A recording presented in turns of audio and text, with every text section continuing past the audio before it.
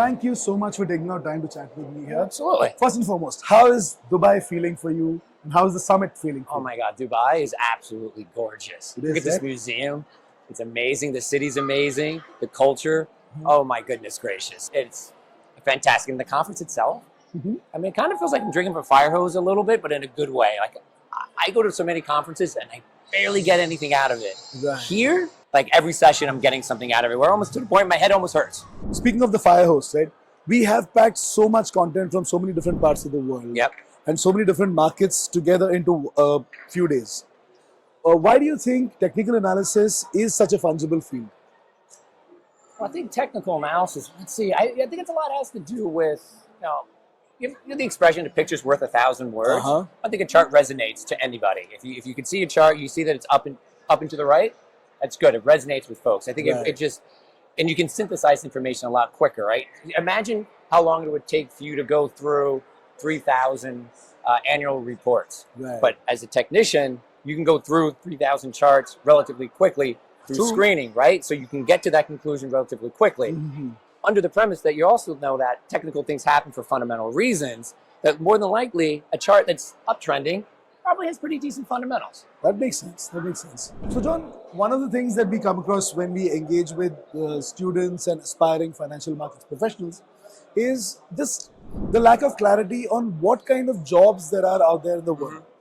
So, let's start with you and let's help folks understand what it is that you do in your day job. Okay. What is work like? So what do I do for my day job? So my job essentially is a strategist. I'm a technical strategist, okay? So part of my job is to advise my clients what the market conditions are. And by markets, equities, commodities, fixed income. So all the cross assets, bullish, bearish, risk on, risk off. Right. And then from there, figure out what your asset allocation should be. So part of my job is to kind of do a top-down analysis for my clients.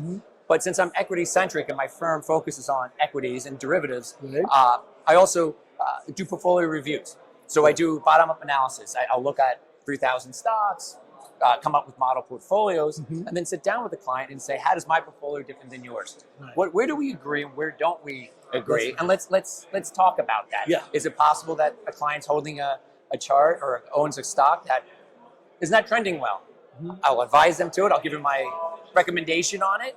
And say to them, maybe you need to kick it back to your analyst and see, maybe do some more homework on that. So my job is twofold. One is just as a strategist for market conditions, and the other portion of my job is to be a portfolio strategist, if you will. What has your CMT journey been like? Right. And how has the program added to your process? Sure. So I got into the CMT, I would say in the late 1990s, starting to go to events. But my boss at the time, I had no choice. I had to take the CMT. And the reason being is, we were sell-side analysts, and he felt, and totally agree with it, that if you have your charter, you stand out from the rest, okay? So we built a team of technical analysts that only had CMTs. Why? Because it made us stand out from our competition, right?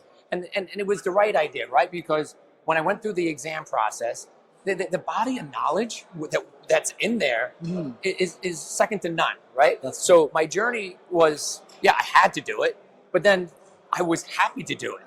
Exactly. You see?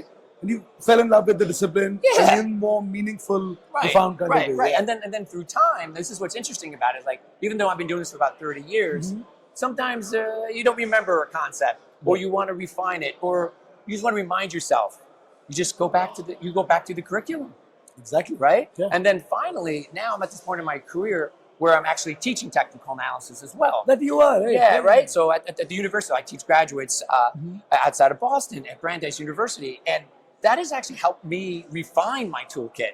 Because now after doing this for a long time, to be quite frank, I can look at a chart, I'll know exactly what it's going to be in 30 seconds. Not even 30 seconds, maybe 5 seconds, 10 seconds, right? Yeah. But how do I articulate that to somebody who doesn't even know how to hold a ruler, so to speak, okay?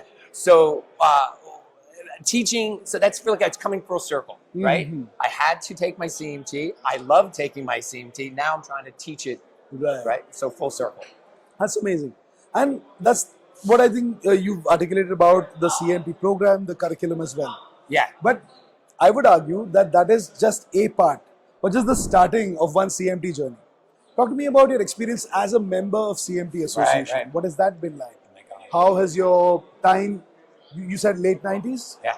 So from there on to today, how has being a member of CMT Association affected your life? Oh my The people, God. the culture?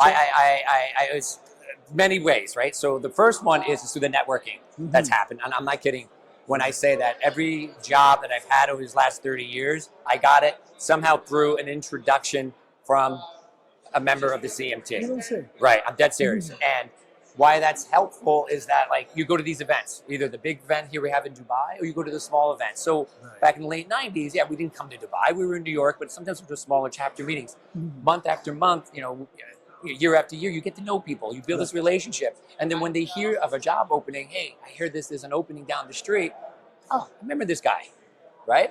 And then on top And he must have been a nice guy. yeah. And then on top of that, then once you feel that reward, what do? You want to pay it forward. That is so true. Right? So I've done that multiple times. Try to help folks out and land some really good jobs within the industry. Whether or not they're a full-time technician or not, that's not the question.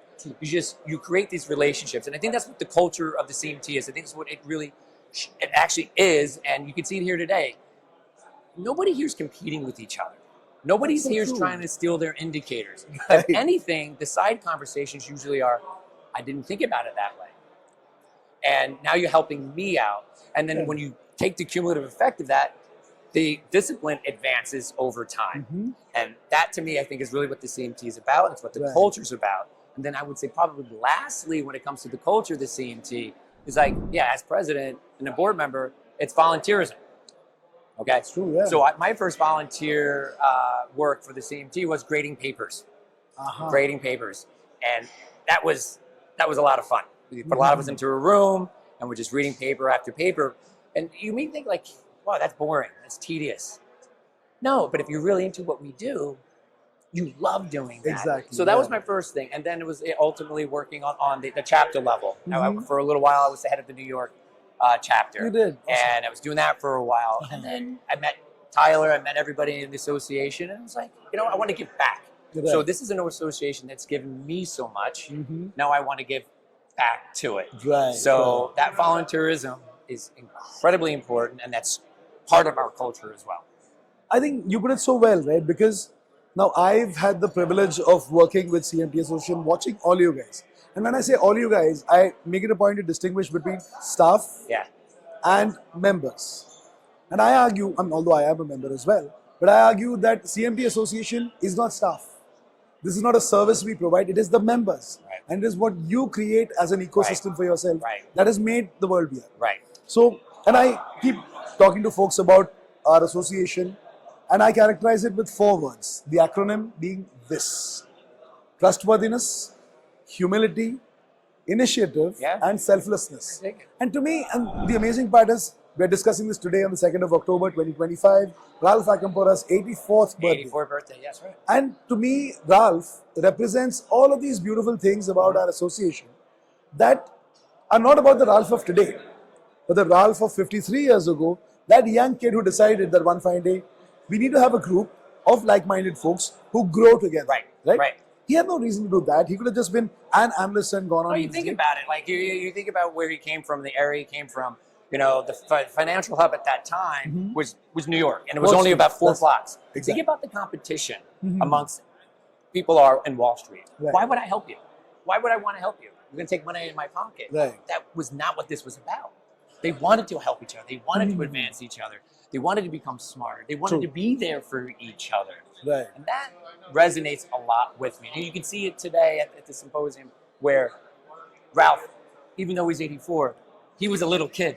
I know, right? He was a little kid, birthday cake and all, I mean, like, he jumped up and down saying, he was applauding, he was so excited. You can almost see he was almost brought to tears at moments. That type of passion, like I see with other younger people who are here. That's true. And I asked them, how did you get into it? And they have, their eyes are big. They're like a kid in a candy store.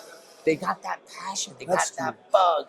We need to get more of them and inspire them. And that's really what I think my vision, it is part of my vision for the next couple of years as president, is how do we get the younger generation, how do we find the new Ralph? How do we do that? And there's a lot of different ways we can do it. We can talk about that at some point, but that's essentially what we do. Where do we get those passionate folks to continue to advance this discipline?